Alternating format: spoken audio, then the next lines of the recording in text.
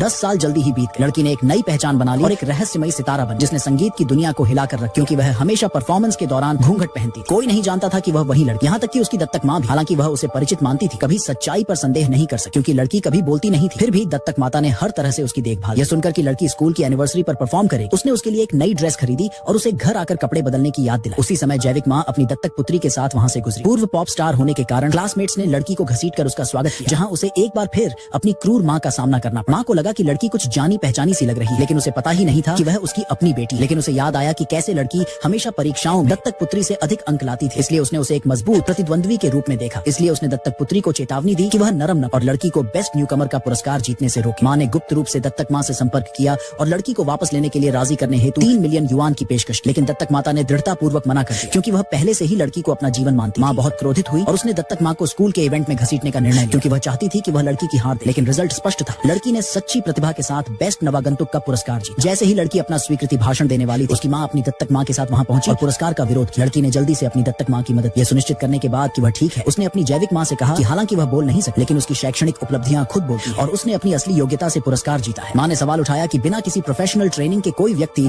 उस दत्तक बेटी की तुलना कैसे कर सकता है जिसके साथ उसने इतने साल गुजारे हैं।